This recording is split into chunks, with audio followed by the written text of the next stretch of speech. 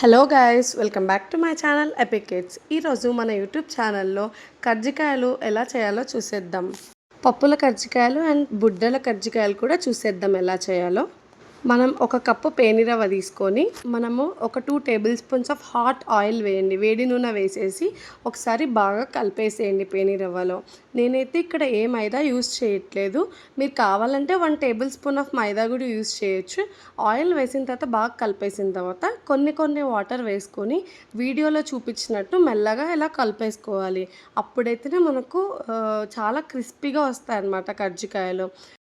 ఎంత పిండిని ఇలా వీడియోలో చూపించినట్లు అలా ప్రెస్ చేస్తేనే మనకి పిండి అనేది గట్టి పడుతుంది. అది గట్టి పడినప్పుడు తడి బట్టలో పెట్టేసి పెడితే చాలా మంచిగా వచ్చేస్తుంది అనమాట కర్జికాయలు.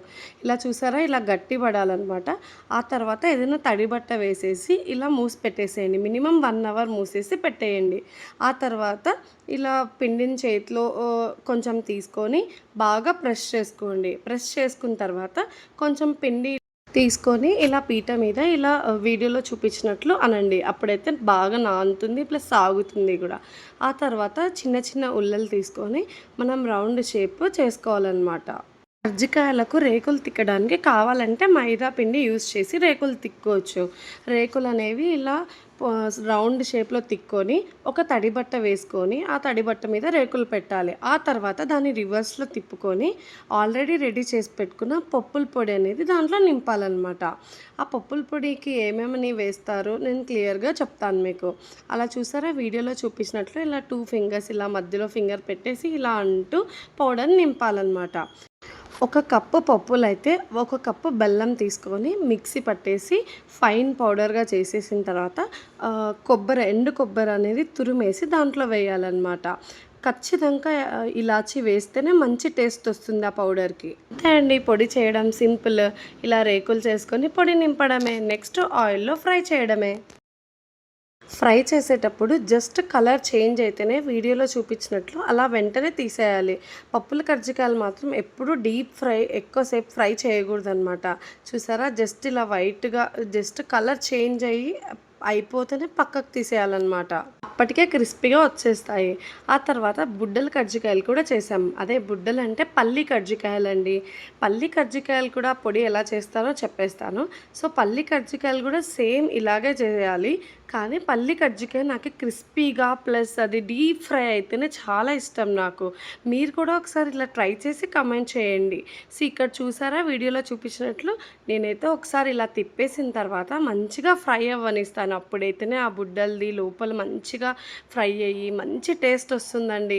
దీనికి కావాల్సిన పొడి ఎలా తయారు చేసుకోవాలంటే ఒక కప్పు రోస్టెడ్ పీనట్స్ అంటే ఒక కప్పు వేయించిన శనగలు తీసుకొని అవి పొట్టు తీసేసి అవి మిక్సీ పట్టేసి మళ్ళీ 1 కప్ ఆఫ్ బెల్లం వేసి మిక్సీ పట్టేయాలి. ఆ తర్వాత మళ్ళీ ఎండు కొబ్బరి ఇలాచి వేసి పౌడర్ని కలపడమే. అంతే, మళ్ళీ ఆ రేకుల్లో పౌడర్ నింపి పెట్టేయడమే. ఇంతే అండి. బుడ్డల కర్జికాయలు మాత్రం ఎంత మంచిగా ఫ్రై అయితేనే అంత టేస్ట్ ఉంటాయి. నాకైతే పప్పుల కర్జికాయలు మీడియం ఫ్లేమ్ మీద ఫ్రై చేసుకోవాలి. ఆ ఇంట్లో ఒక స్పెషల్ ఈవెంట్ కోసమని కర్జికాయలు ప్రిపేర్ చేశాము. మళ్ళీ కర్జికాయలు మీరు కూడా ఇలాగే ట్రై చేస్తారా? మీరు వేరే ప్రాసెస్ చేసేలా ఉంటే కమెంట్ చేయండి, నేను కూడా అది ట్రై చేస్తాను ఒకసారి. పల్లి కర్జికాయలు ఎంత క్రిస్పీగా వచ్చేసాయో చూడండి ఒకసారి. నాకైతే చాలా నచ్చేసాయండి. ఎంత క్రిస్పీగా చూసారా అసలు. ఇంత క్రిస్పీగా ఉంటే అంత ఇష్టం అండి పల్లి కర్జికాయలు నాకు. అలాగే పప్పుల కర్జికాయలు కూడా చాలా బాగా వచ్చేసాయండి టేస్ట్ అయితే. ఇలాచి పొడి వేయడం మర్చిపోకండి. అవి వేస్తేనే మంచి టేస్ట్ వస్తుంది మన పప్పులు కానీ బుడ్డలు కానీ. మీరు కూడా ఒకసారి ట్రై చేసి ఎలా అనిపించాయో కర్జికాయలు కామెంట్ చేయండి. ఆ తర్వాత మా ఇంట్లో చిన్న ఈవెంట్ కోసం ఇలా కర్జికాయలు ప్రిపేర్ చేశాము.